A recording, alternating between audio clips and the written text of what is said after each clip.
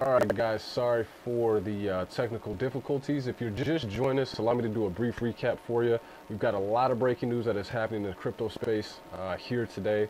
Just kind of want to reset things.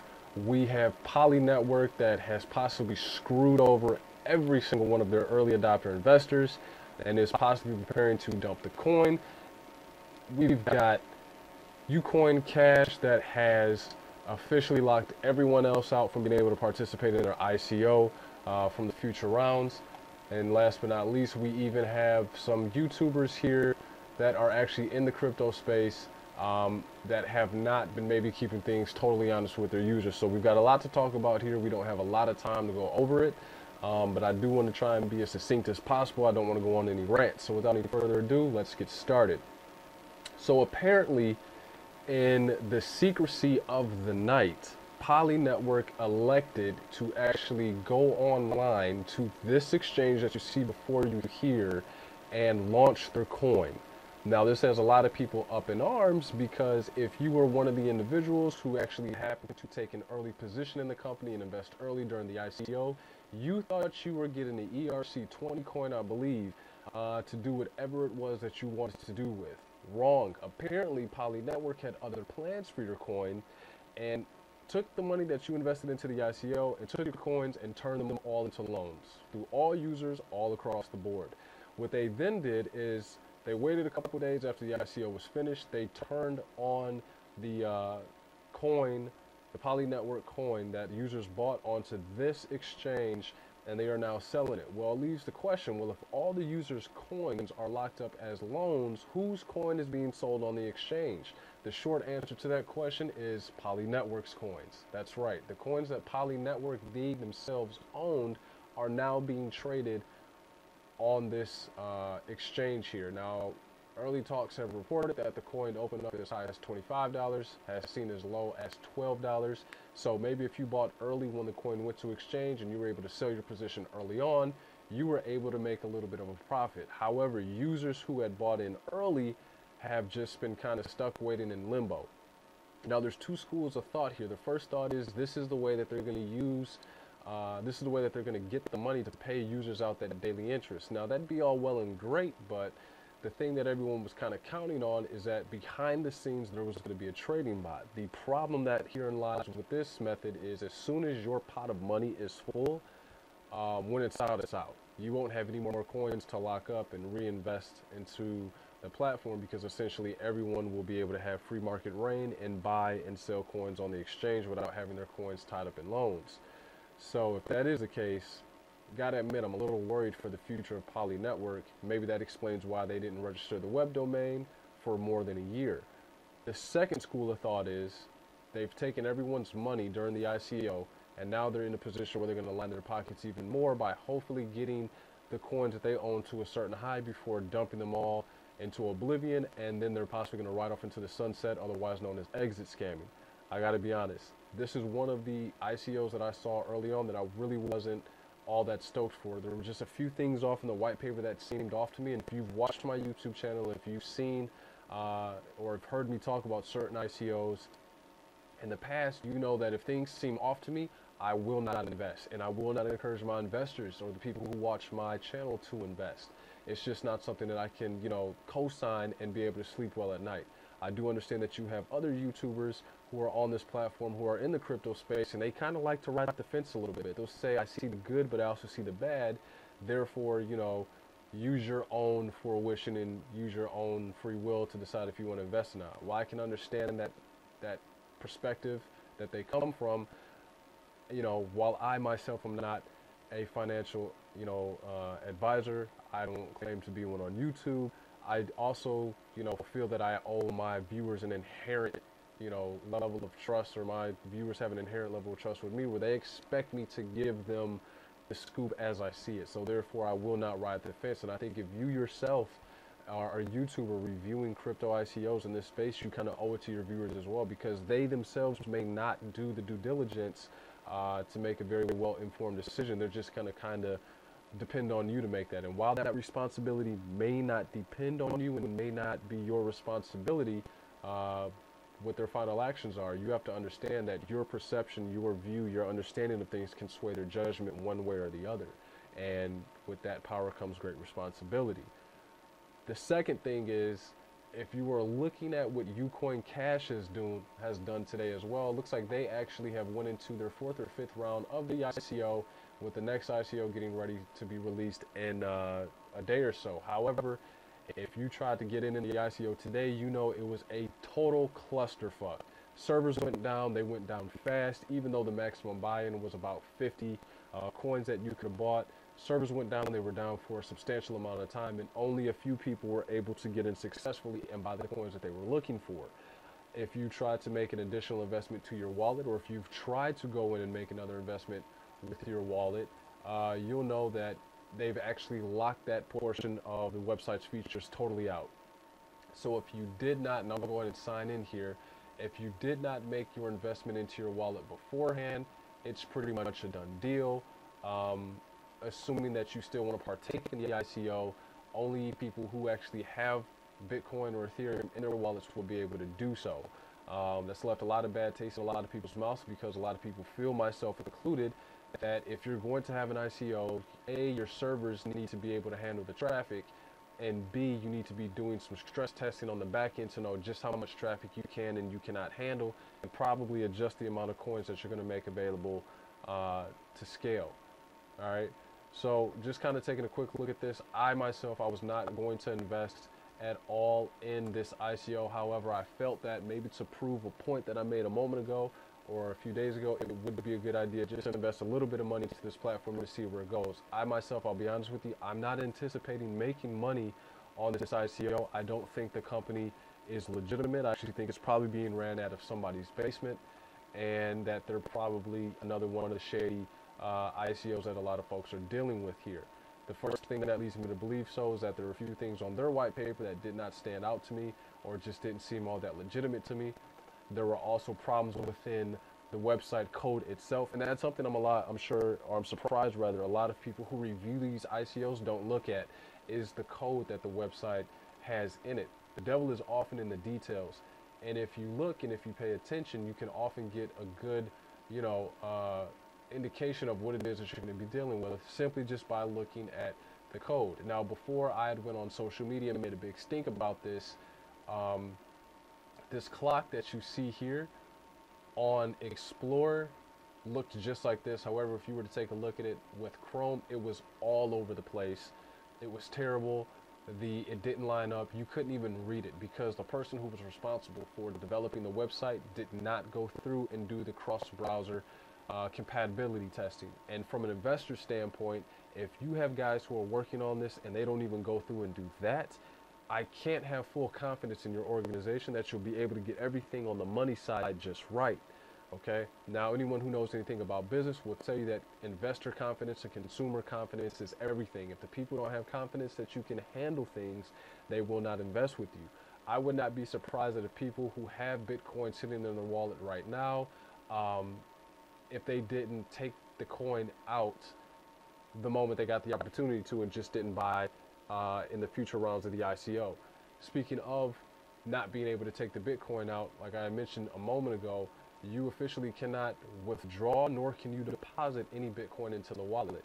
I have to tell you, even though I have just a small amount of Bitcoin in the platform, it doesn't make me feel all that great about it, because I think ICOs that are fully confident and know what they can handle and have full confidence in what they can do wouldn't necessarily see the need to lock up your coins. Where did we just see this? With Poly AI.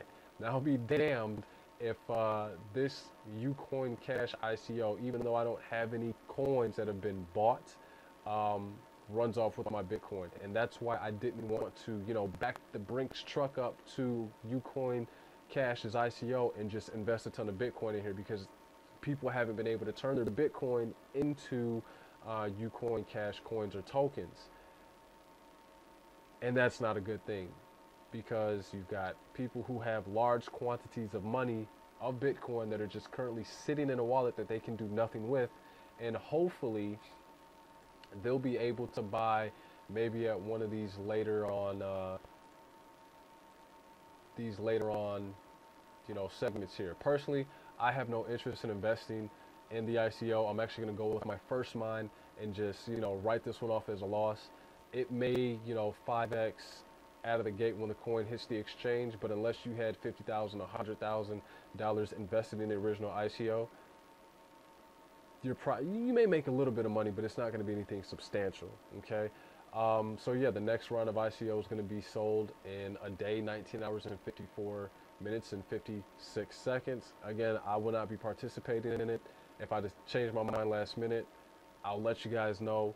I don't think this is something that you guys should invest in just by the way that this has been handled thus far. They've had problems with the server, the website crashing, despite people being in early and literally being ready to buy the second they got the opportunity to. I can tell you, when I was logged in, I hit the buy now button and the clock or the little wheel spun, and then it kicked us off and it said the service cannot be reached. And it was like that probably for about an hour, hour and a half. And I was actually watching another YouTuber who was live streaming it there at the moment, and they said the same thing. They could not buy it. So for a lot of people, it's just left a bad taste in their mouth. It's kind of how Devore Coin was. Even though you were in the room when you needed to be, especially if you were early and you wanted to buy, it would not let you buy.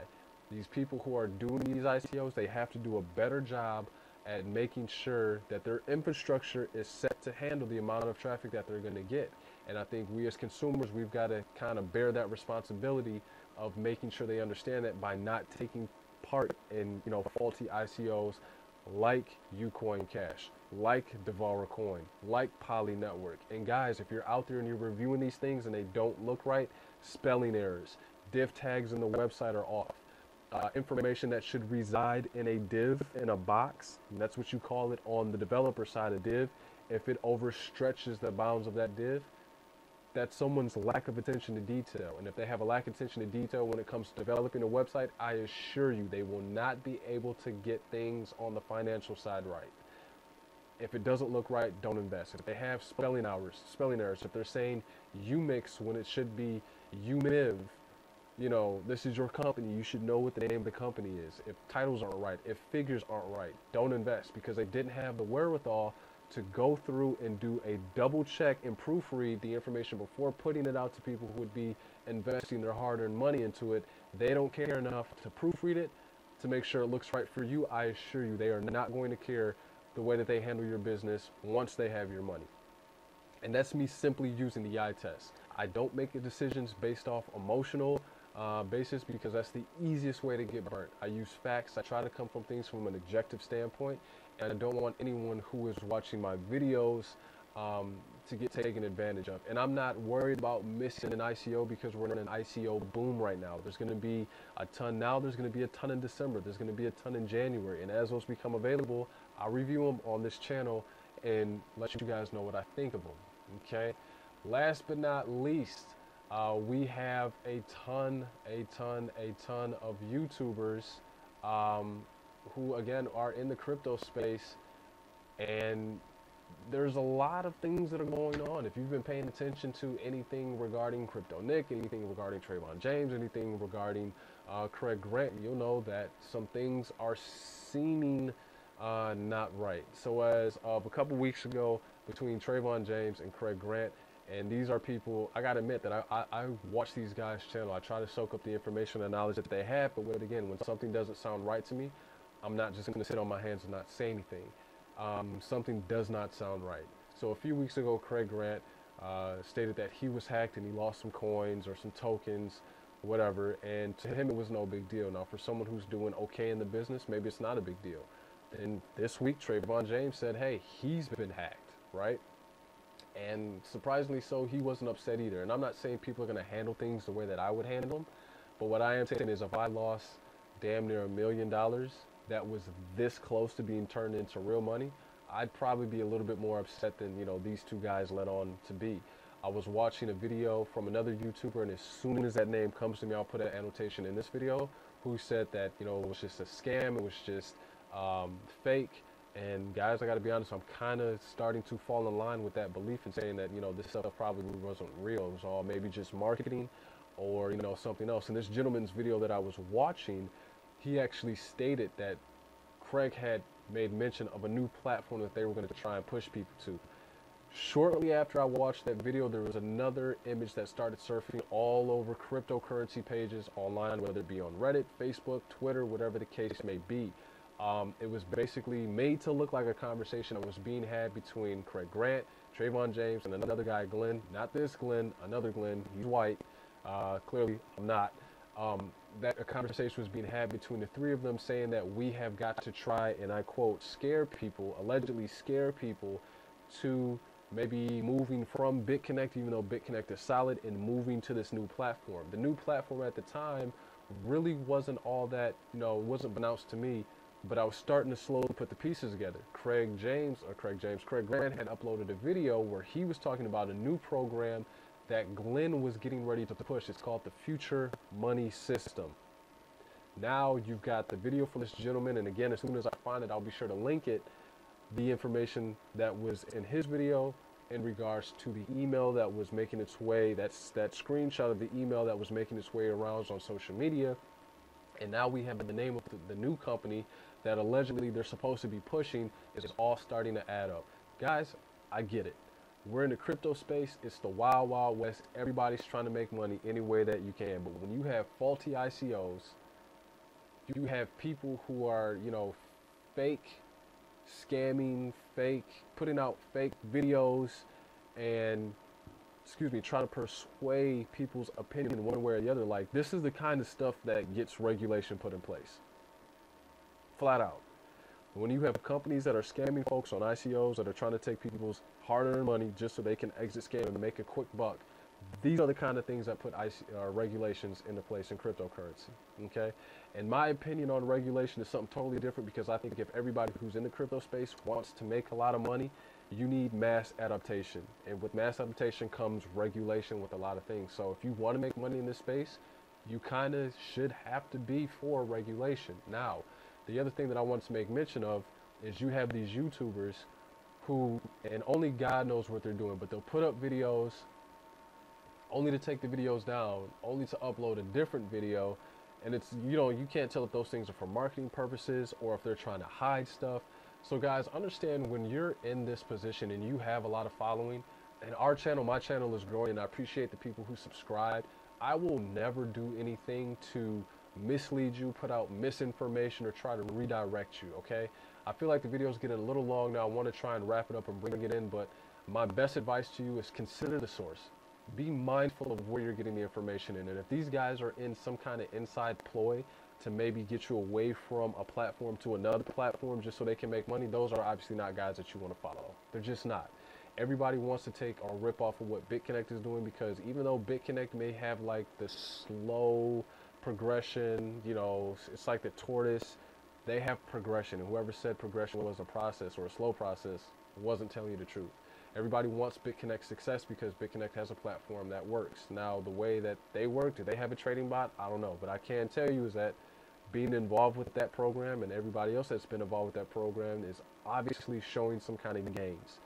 You have a lot of people out there that want to try and rip that success away from BitConnect and start their own platform just so they can see their own monetary gains. At the end of the day, it's all about money. So guys, be mindful about where you're getting the information from. Be cautious of what's being told to you, and even though you probably won't, I cannot stress enough how important it is to go out and do the fact finding and fact checking for yourself. With that being said, I can tell you that while this is breaking news, if Trayvon James was in fact hacked, information has come across my lap. We now know how he was hacked. I don't want to put the information out there because it's not sanitized, but we know how they got the phone number. I currently have the phone number in my possession. I'm not going to do anything with it. That's just not the kind of person I am. But if this video gets, I don't know, some kind of reaction, just to kind of keep everyone honest, I can tell you how, in fact, if he was hacked, how they at least got his phone number. And guys, it is a shocker. All right. That's all I got for you now. Again, keep in mind where you're getting the information from, and be responsible for doing your own fact checking. You can't leave these things up to Crypto Dog, Crypto Boss, myself, Data Dash, and anyone else who reviews ICOs to tell you what to do. It's up to you. Until next time, guys, take care. I'll see you soon.